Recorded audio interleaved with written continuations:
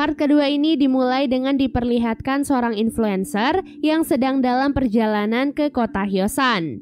Jadi demi penontonnya, ia rela mendatangi kota Hyosan untuk mendapatkan konten tentang zombie secara live. Tak lupa ia juga membawa beberapa peralatan yang bisa membantunya bertahan hidup di tengah wabah zombie. Scene lalu beralih memperlihatkan keadaan sekolah di malam hari. Saat itu, Ibu Chong-san terlihat sudah sampai di sekolah untuk mencari putranya. Di sana ia pun melihat Gyeong-su yang sudah berubah menjadi zombie.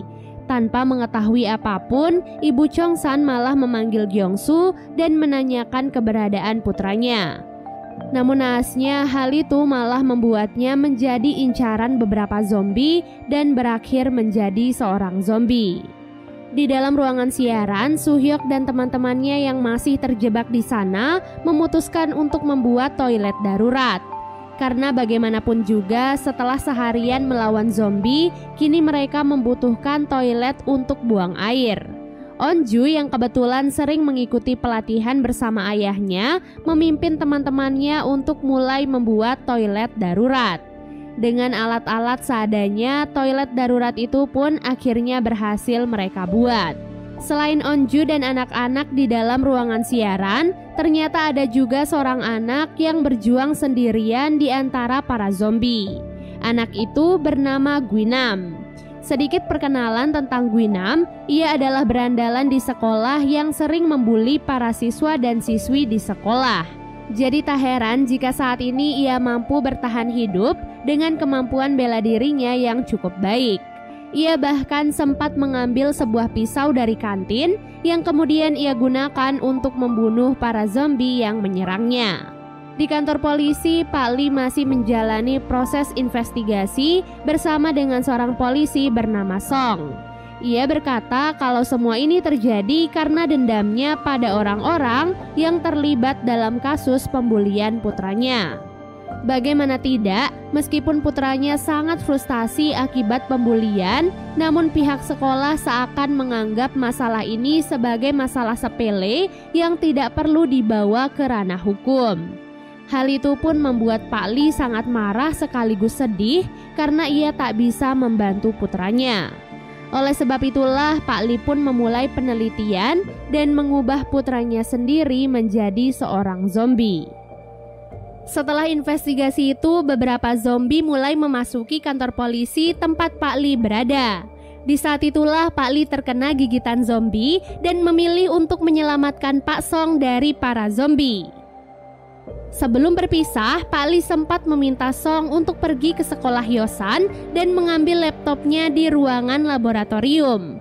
Karena di sana terdapat petunjuk yang mungkin bisa menjadi jalan untuk menghentikan penyebaran virus zombie. Setelah Song keluar dari kantor polisi, Pak Lee yang seharusnya menjadi zombie ternyata sedikit berbeda dari zombie yang lain. Ia terlihat masih sadar dan berjalan dengan santai di tengah para zombie yang mengamuk. Keesokan harinya, Chong-san dan teman-temannya masih terjebak di dalam ruangan siaran.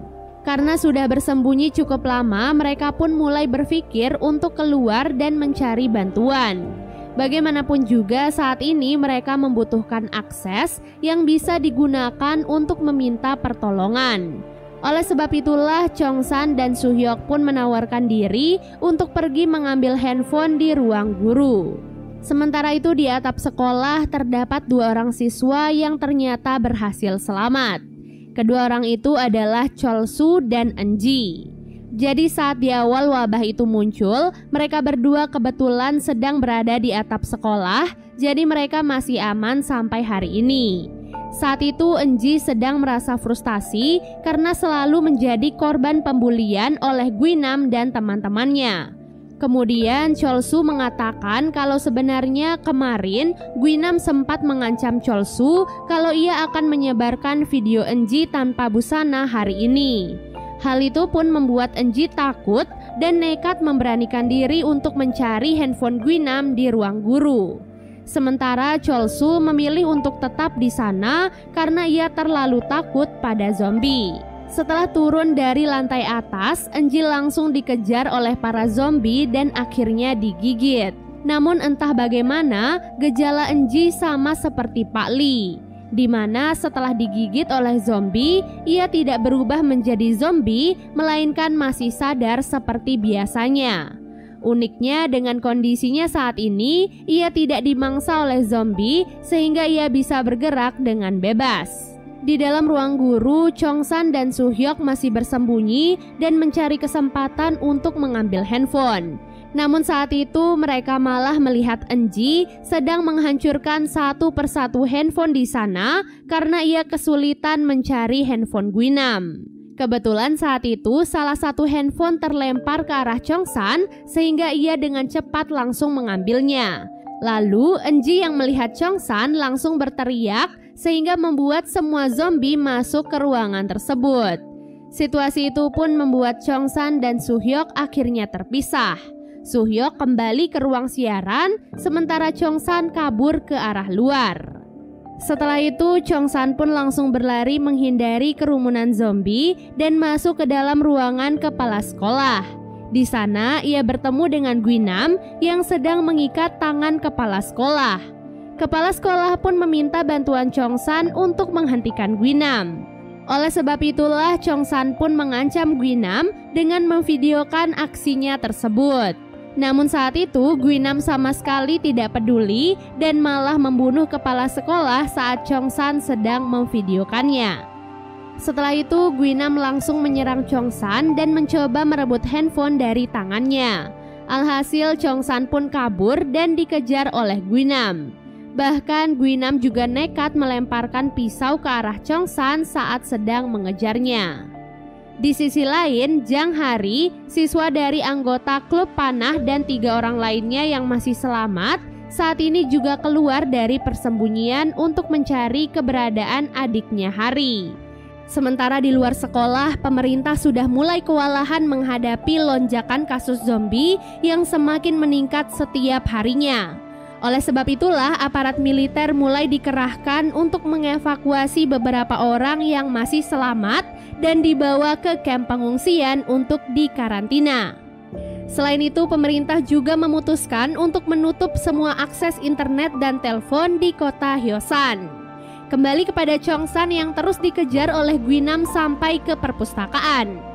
Saat itu mereka berdua terlibat perkelahian di atas rak-rak buku yang di bawahnya ada segerombolan zombie yang menunggu mereka. Lalu perkelahian itu pun diakhiri dengan kemenangan Chongsan yang menusuk mata Guinam dengan handphone dan melemparkannya ke arah zombie. Dengan hal itu Chongsan pun berhasil kabur karena para zombie sibuk menggerogoti tubuh Guinam.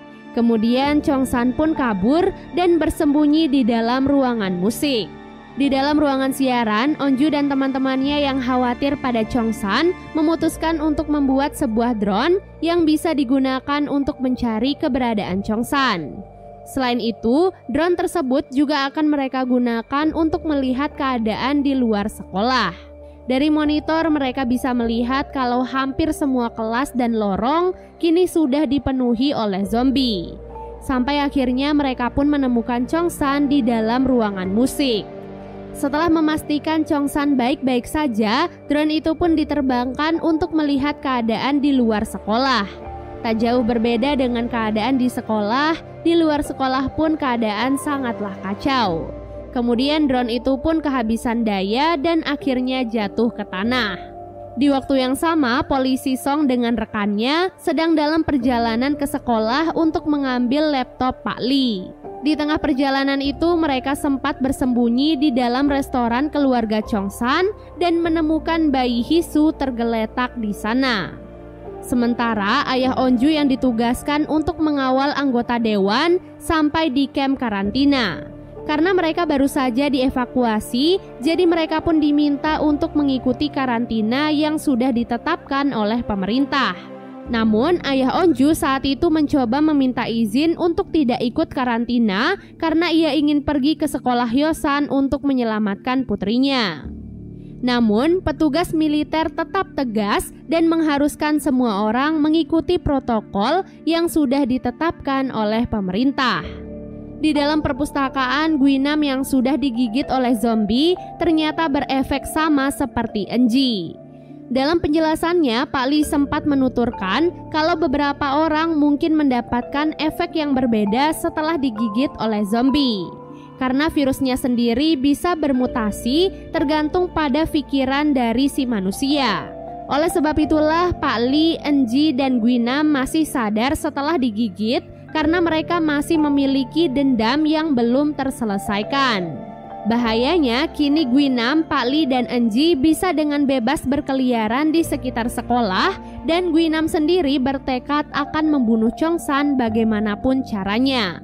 Di dalam ruangan siaran, Namra tidak sengaja mendapatkan ide bagaimana cara mereka keluar dan menyelamatkan Chongsan. Saat itu ia pun berpikir untuk memanfaatkan speaker sekolah untuk menarik perhatian para zombie. Pasalnya setelah diperhatikan, para zombie biasanya mengikuti arah suara yang mereka dengar.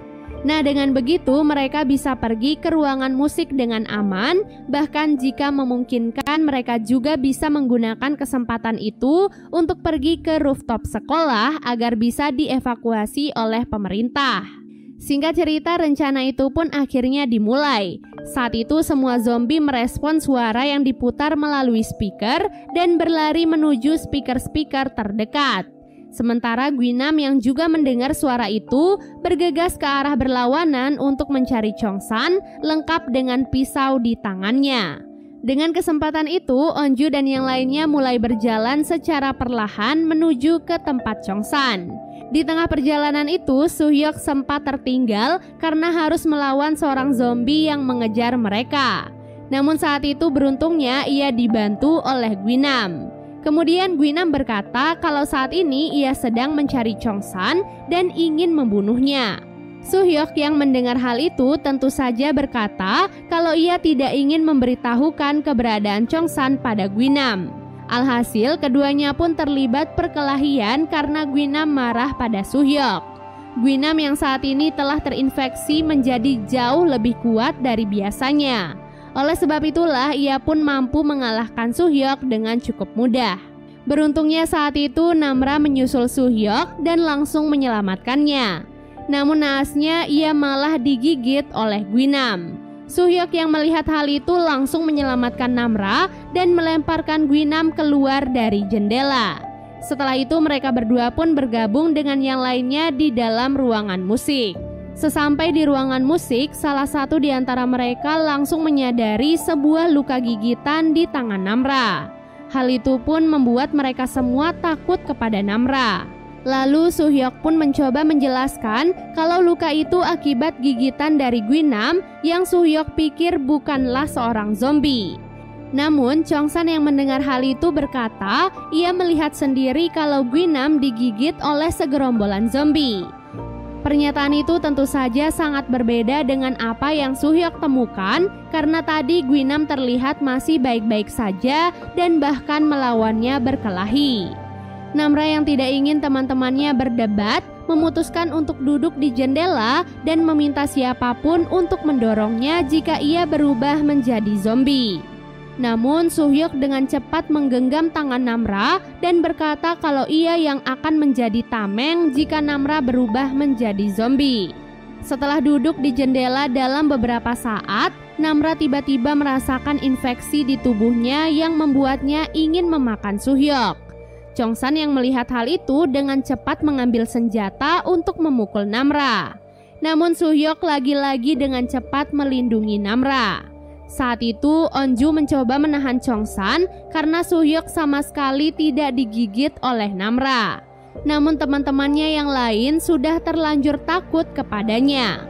Oleh sebab itulah Suhyok langsung mengambil tali dan mengikat dirinya bersama dengan Namra. Dengan begitu, jika Namra berubah menjadi zombie, maka ia hanya akan bisa menggigit Suhyok. Di dalam restoran Chongsan, Song dan rekannya sedang bersiap-siap melanjutkan perjalanan ke sekolah sambil membawa bayi Hisu. Namun perjalanan mereka terpaksa tertunda karena saat itu mereka kembali menemukan anak kecil yang berlari dikejar oleh zombie. Karena hal itulah Song dan rekannya kini harus memikirkan cara agar mereka bisa selamat dari zombie dengan dua anak kecil yang ikut bersama mereka. Di dalam kamp kepolisian, ayah Onju yang tidak tahan di karantina nekat menyerang salah satu petugas untuk mengambil seragamnya agar ia bisa keluar dari kamp tersebut.